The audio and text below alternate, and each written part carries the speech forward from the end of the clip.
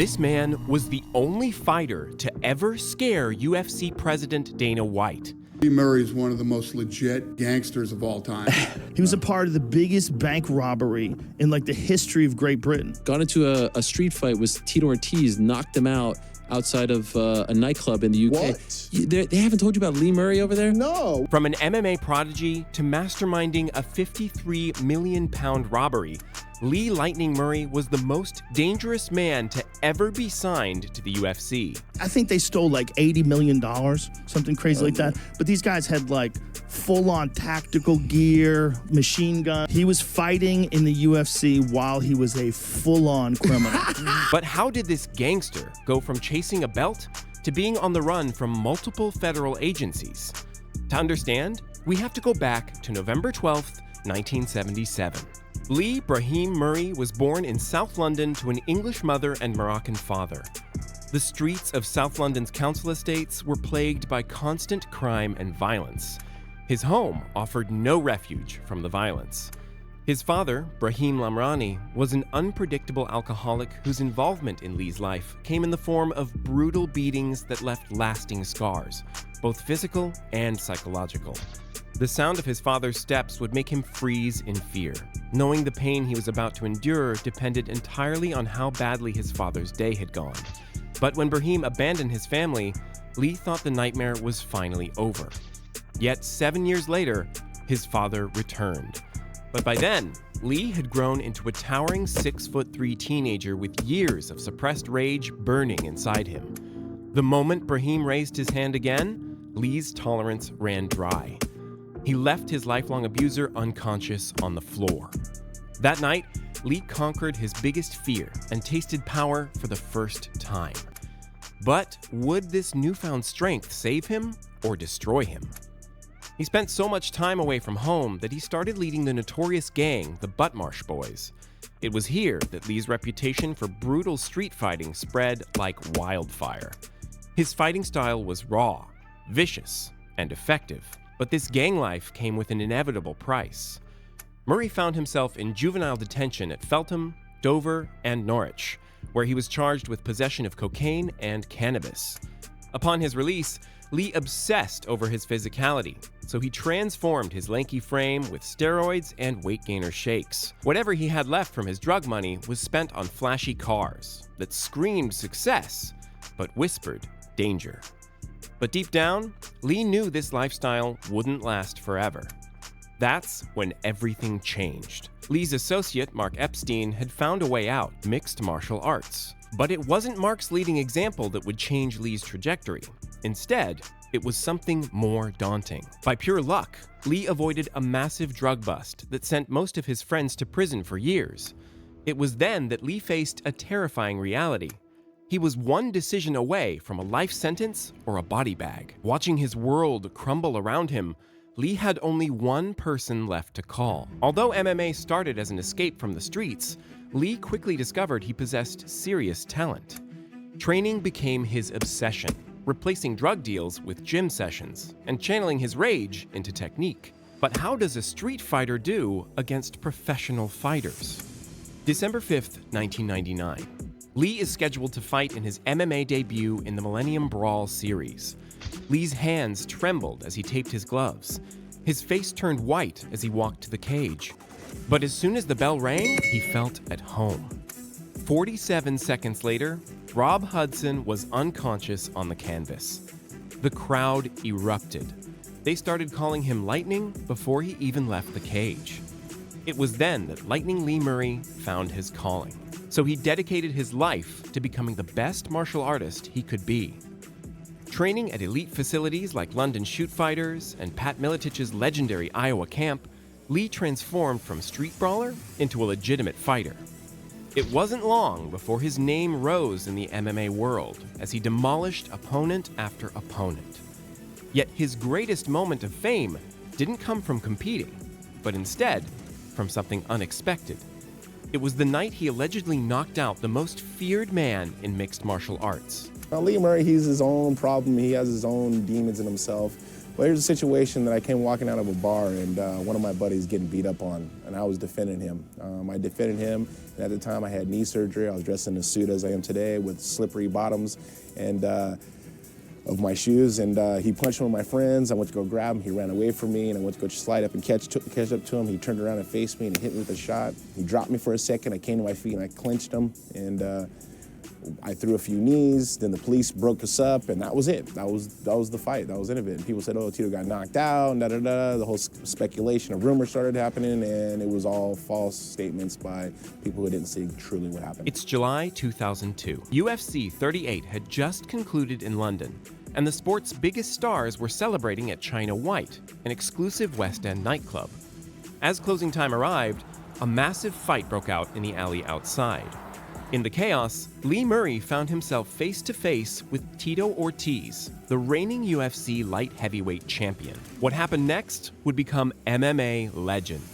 Well, here's a situation that I came walking out of a bar, and one of my buddies getting beat up on, and I was defending him. And Lee Murray was in there.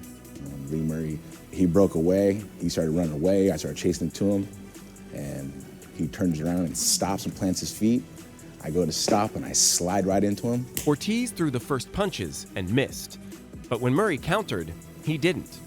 A devastating five-punch combination dropped the champion to the pavement, with Murray even stomping Ortiz's head before getting pulled off. Word of multiple witnesses to this knockout spread like wildfire.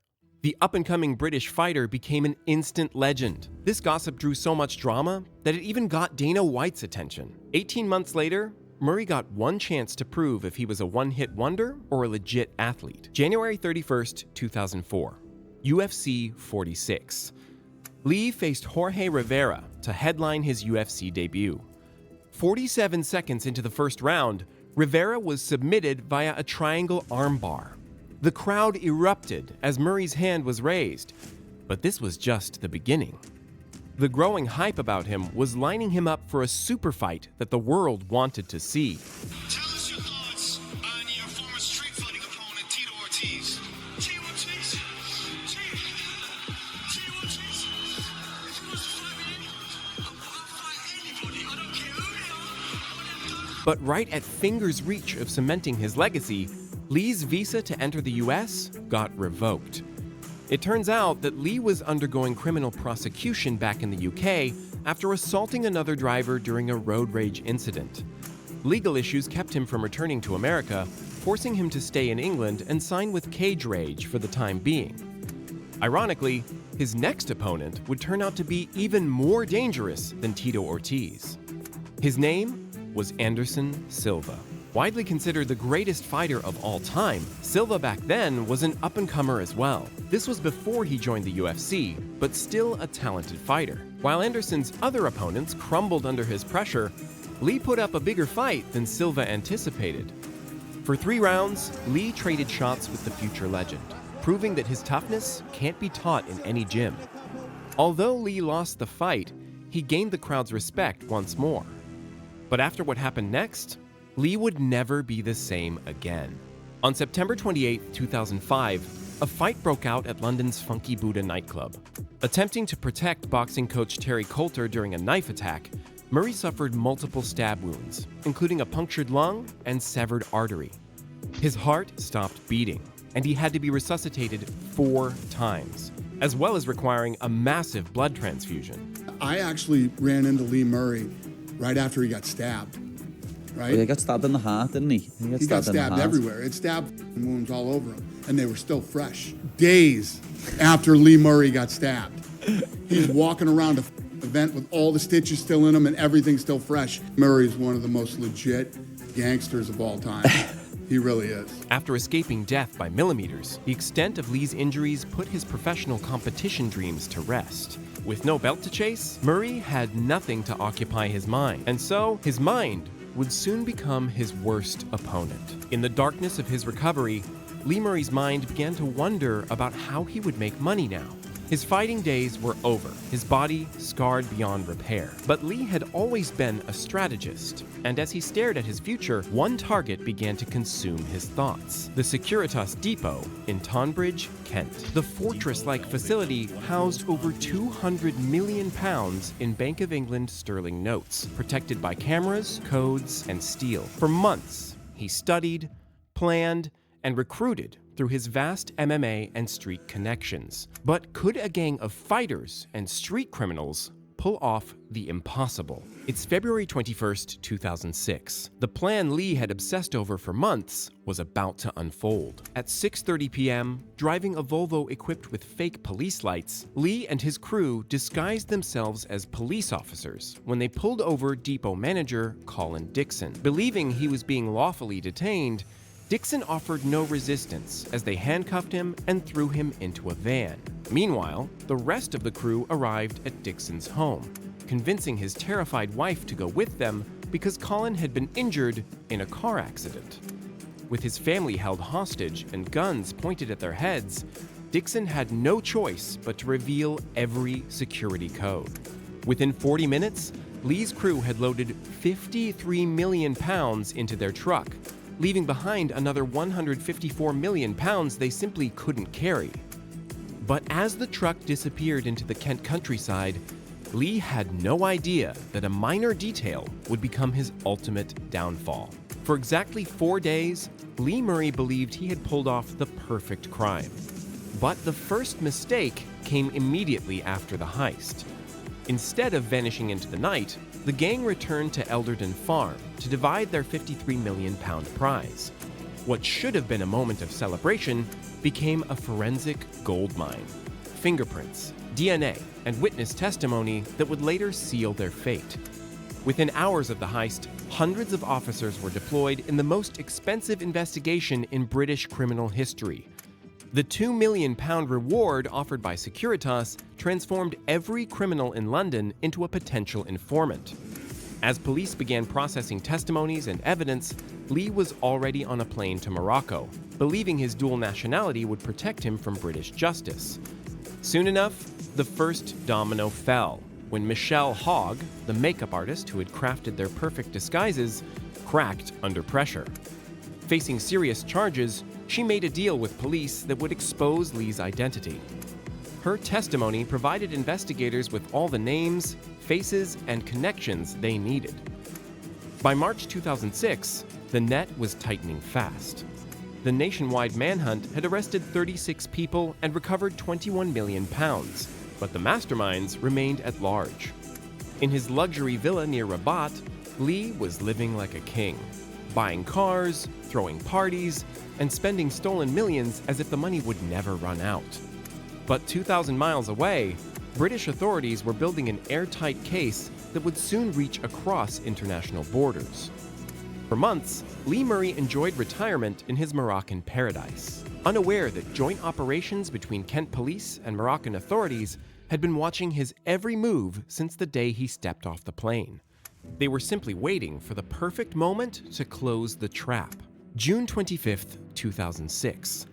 What Lee thought was a routine shopping trip to the mega mall in Rabat became the end of his freedom. Moroccan police surrounded him in broad daylight, arresting him and Paul Allen. Back at his villa, police discovered cocaine and marijuana, adding drug possession charges that would aggravate his sentencing. UK authorities had essentially handed over their entire case, intelligence, and evidence, giving Moroccan prosecutors everything they needed to ensure Lee would never see British soil again.